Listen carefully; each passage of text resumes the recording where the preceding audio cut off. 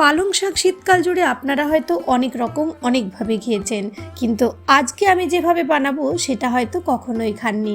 নমস্কার বন্ধুরা, welcome to cooking with ইচ্ছে। রেসিপি ভালো লাগলে লাইক শেয়ার সাবস্ক্রাইব করে সাথেই থাকবেন এই আশা থাকলো।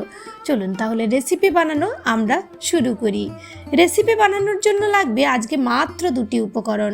5-6 ঘন্টা আগে ভেজানো কাবুলি চানা, যেটা আমি কুকারের মধ্যে নিয়ে পরে 8-10টা সিটি দিয়ে এরকম অবস্থাতে এটাকে সেদ্ধ করে একটা সাইডে রেখে দেব।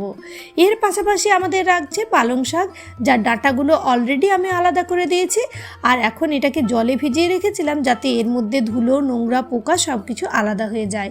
তারপর এটাকে তুলে নিচ্ছি, তারপর এটাকে মিক্সার জারের মধ্যে দিয়ে দিচ্ছি। আর হ্যাঁ, পালং শাক নিয়েছি বড় আটির 1 আটি, তার সাথেই ছোট আটির 1 আটি ধনে পাতাকেও আমি ভিজিয়ে রেখেছিলাম, সেটাও আমি নিয়ে নিলাম খানিকটা আদা, কাঁচা লঙ্কা আর রসুন। অল্প জল দিয়ে এটার একটা পেস্ট বানিয়ে নিতে হবে। তারপর এটাকে একটা সাইডে রেখে কড়াইয়ের মধ্যে সরষের তেল 3 চামচের মতো গরম করে অল্প গোটা গরম মশলা, লবঙ্গ, এলাচ, দারুচিনি, তেজপাতা ফোড়ন দিয়ে বড় সাইজের একটা পেঁয়াজকে একেবারে ভাজা ভাজা করে নেব। এই রকম ভাজাটা হবে, এর থেকে বেশি না। এরপর আদা কাঁচা লঙ্কা বাটা বড় চামচের 1 চামচ, রসুন বড় চামচের 1.5 চামচ দিয়ে দেব। এতে অতিরিক্ত কিছু মশলা লাগবে না, একেবারে বাড়ির উপকরণ দিয়ে কিন্তু খুবই স্বাস্থ্যকর আর ভীষণ উপাদেয় একটা রেসিপি তৈরি হয়ে যাবে। এটা ভাজা ভাজা হওয়ার পর আমাদের যে পেস্টটা রেডি করেছিলাম পালং শাকে, সেটা দিয়ে দিচ্ছি ছোটো চামচের 1 চামচ জিরের গুঁড়ো, ছোটো চামচের 1 চামচ ধনের গুঁড়ো, ছোটো চামচের 1 চামচ হলুদ গুঁড়ো, ছোটো চামচের 1 চামচ কাশ্মীরি মির্চের গুঁড়ো, আর দেবো পরিমাণ মতো নুন আর অল্প একটু মিষ্টি। তবে আপনারা এই অবস্থাতে কিন্তু লঙ্কার গুঁড়ো দিতে চাইলে সেটাও অ্যাড করে দেবেন। তারপর আর কি 5 মিনিট এটাকে মিডিয়াম ফ্লেমে ভাজা ভাজা করব, যাতে পালং শাকের যে একটা গন্ধ থাকে সেই উগ্র গন্ধটা চলে যায়।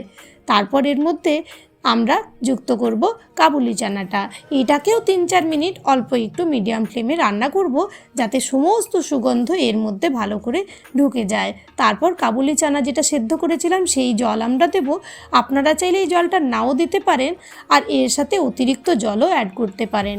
তারপর কি 5 মিনিট কম আঁচে ঢেকে রাখবো। এখন ফ্লেভারের জন্য দিয়ে দিচ্ছি 2টো কাঁচা লঙ্কা, গরম মশলার গুঁড়ো, একটু কসুরি মেথি আর অল্প একটু ঘি।